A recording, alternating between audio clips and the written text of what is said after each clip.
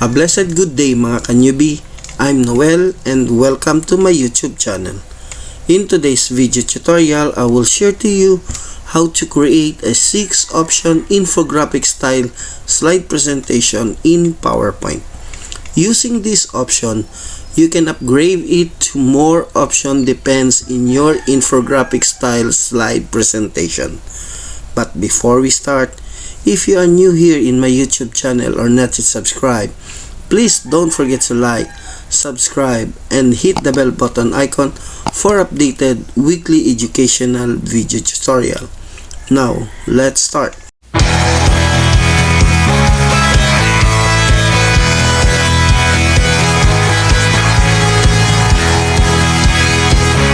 Okay, first open tayo ng ating mga Microsoft PowerPoint.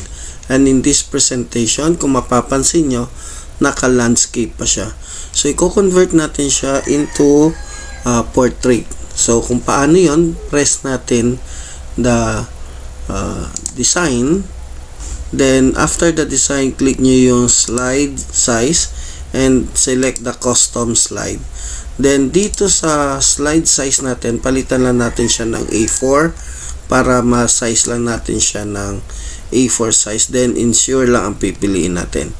You can use a maximize if you want, but in this presentation, gagamitin ko ito. So, kung mapapansin nyo,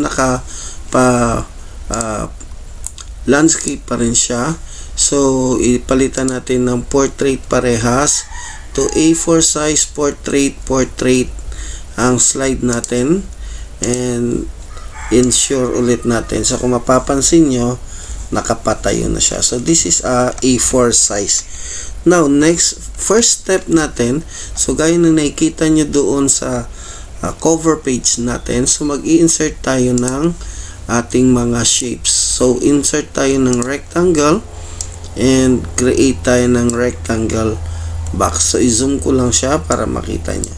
Then, after that, right-click natin and go to Format Shape. And under the fill options, unahin ko muna itong blue and no line tayo.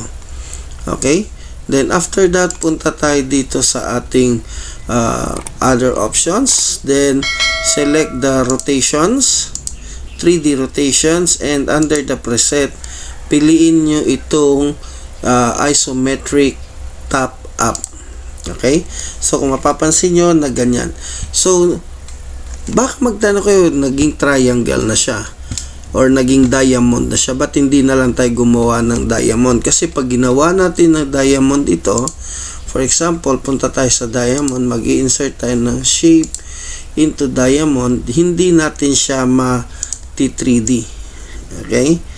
So, pansinin natin mamaya. So, this is the diamond and this is our, para hindi tayo malito, palitan natin ng kulay.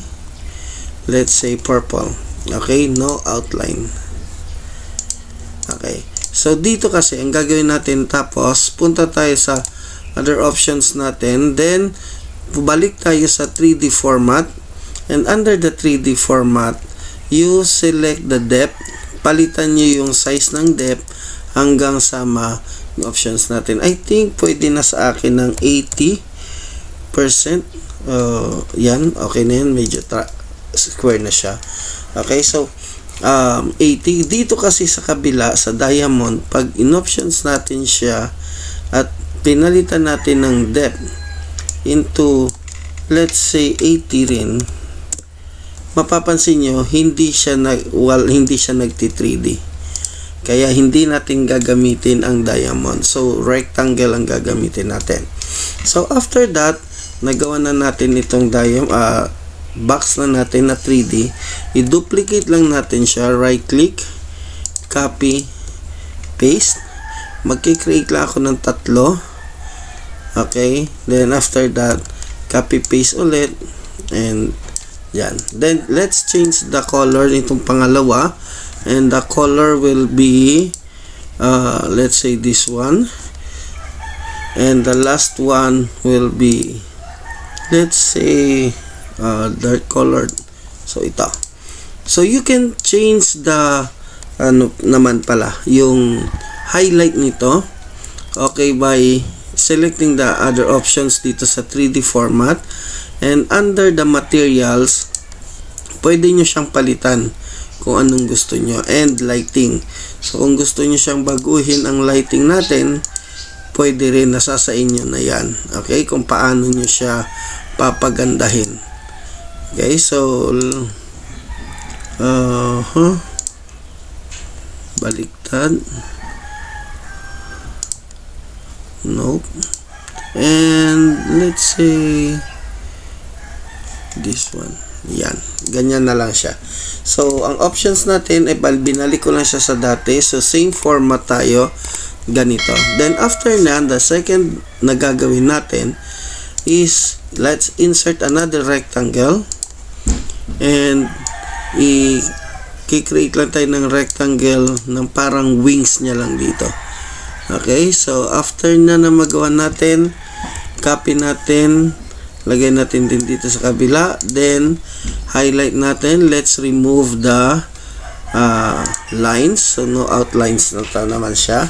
Then after that, you can change the highlight pa rin ang gusto nyo sa lighting natin ng ganyan.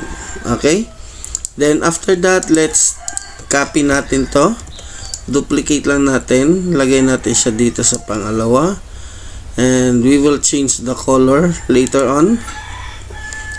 Okay, so format object, let's change it, none, and duplicate natin ulit, and let's change the color into this one. Then close na natin ito. So kung mapapansin nyo, mayroon na tayong options na ganyan. So kung gusto nyo dagdagan siya, so let's say gawin mo siyang 8, 9 or 8, duplicate nyo lang siya and change the color, ibaba nyo lang siya dito sa baba. So kung sa ganyang paraan, nadadagdagan natin yung 6 options. So 1, 2, 3, 4, 5, 6, 7, 8. But in this presentation, sa 6 lang muna tayo magfo-focus. Then after nyan, maglalagay na tayo ng ating, mag-insert tayo ng text. Okay, so dito sa loob, lalagyan ko siya ng text box. Let's say this one, and let's put a number 01, and let's change the color to white. Okay, then akyat ko lang dito, so para dito ko siya ilalagay. Then after that, you can resize or you can change the color, the number, no, sa gusto nyo, or kung ayaw nyo siyang what do you call this one, mag-insert ng word art, you can use the text box, ilagay nyo lang dyan, and lagyan nyo siya ng, let's say text box, lagyan natin ng 01, and i-resize nyo lang siya, and let's say impact ang size, then palakihin lang natin siya ng konti, and lalagyan na natin siya dito like that, o adjust pa natin and change the color to white para makita. Okay, then after that, mag-create tayo ulit ng new number para dito naman siya sa kabila. Word art naman ang gagamitin ko, that will be a 02. Ito ay maging impact din siya para parehas. Okay, ang size na ginamit natin dito is 54, dito is 48, no? So palitan natin siya para maging 48 din itong isa, 48. Yan, para mag-match. Then after that, change the color into white, and i-adjust natin ulit yung number. Yan. So para mag-match sila, para mag-match sila, gagawin na lang natin parehas na itong